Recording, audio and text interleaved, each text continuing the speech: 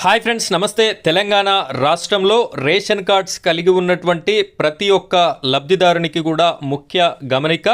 మీ యొక్క రేషన్ కార్డుకి మీ ఆధార్ నెంబర్, ఎంతమంది అయితే రేషన్ కార్డులో లబ్ధిదారులుగా నమోదై ఉన్నారో ప్రతి ఒక్కరికి కూడా మీ యొక్క ఆధార్ నెంబర్ అనేది లింక్ అయి ఉందా లేదా అనేటటువంటి విషయాన్ని మీ చేతిలో ఉన్నటువంటి మొబైల్ ఫోన్ ద్వారానే కేవలం 2 నిమిషాల్లో మీరైతే తెలుసుకునేటటువంటి అవకాశం ఉంటుంది. ఎవరి నెంబర్ అయినా ఆధార్ నెంబర్ మీ యొక్క రేషన్ కార్డులో ఉన్నటువంటి పేరుకి గనక లింక్ అయి లేనట్లయితే మీరు ఏ విధంగా చేసుకోవాలి అనేటటువంటి టాపిక్ని కూడా నేను మీకు ఈ వీడియోలో అందించడం జరుగుతుంది. వీడియోని ఎక్కడా కూడా స్కిప్ చేయకుండా చివరి వరకు చూసినట్టయితే ఈ యొక్క రేషన్ కార్డుకి ఆధార్ నెంబర్ అనేది లింక్ ఉందా లేదా అనేటటువంటి పూర్తి విషయాన్ని అయితే మీరు అర్థం చేసుకుంటారు.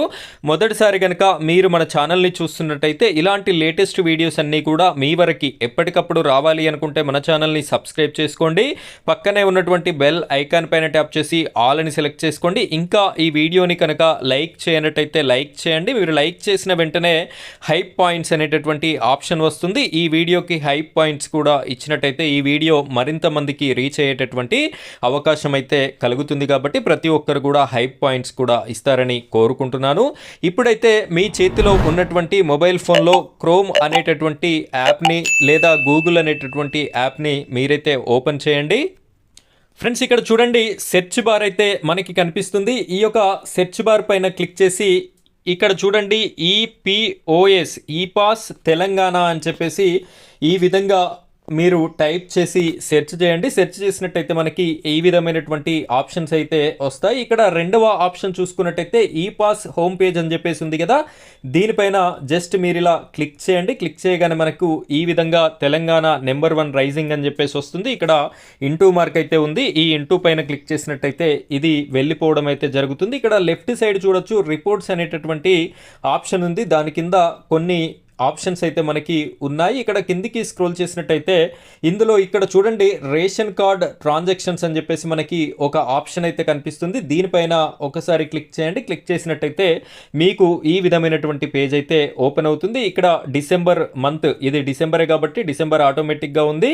సో ఇయర్ వచ్చేసి 2025 కాబట్టి అది కూడా ఫిల్ అయితే అయి ఉంది. దీనికి సంబంధించినటువంటి లింక్ని కూడా నేను మీకు డిస్క్రిప్షన్లో ఇవ్వడం జరిగింది. దానిపైన క్లిక్ చేసినట్టయితే డైరెక్ట్ ఈ పేజ్కి అయితే రావడం జరుగుతుంది. ఈ విధంగా ఓపెన్ చేయరానటువంటి వారు ఎవరైనా ఉన్నట్టయితే ఆ లింక్ పైన క్లిక్ చేయండి.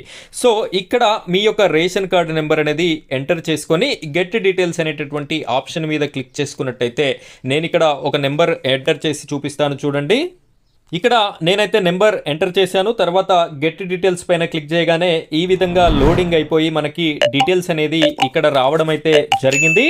నేను మీకు ఈ ఇన్ఫర్మేషన్ అయితే నేను బ్లర్లో చూపిస్తున్నాను. రేషన్ కార్డు నెంబర్, మా యొక్క ఎఫ్ఈఎస్ నెంబరు, ఈ ఆఫీస్కి సంబంధించిన డీటెయిల్స్ అనేది కూడా చూపించకూడదు కాబట్టి నేనైతే బ్లర్లో చూపిస్తున్నాను. ఇక్కడ చూడండి, ఈ రేషన్ కార్డు పరిధిలో 4 అయితే ఉండడం జరిగింది. ఈ 4కి సంబంధించి కూడా యూఐడి నెంబర్స్ కూడా ఇక్కడ ఇవ్వడం అయితే జరిగింది. యూఐడి స్టేటస్ చూసుకున్నట్టయితే వై అని చెప్పేసి 4కి కూడా వై అనేటటువంటి ఆప్షన్ ఉంది. వై అంటే ఎస్ అని అర్థం. అంటే ఈ యొక్క యూఐడి స్టేటస్ ఎస్ అని చెప్పేసి ఉంది. సో ఈ యొక్క రేషన్ కార్డుకి ఆధార్ నెంబర్ అనేది లింక్ చేయబడి ఉంది. ఎవరికైనా ఎన్ అనేటటువంటి స్టేటస్ కనుక ఉన్నట్టయితే మీ యొక్క ఆధార్ నెంబర్ అనేది లింక్ చేసి లేదు అని చెప్పేసి అర్థం.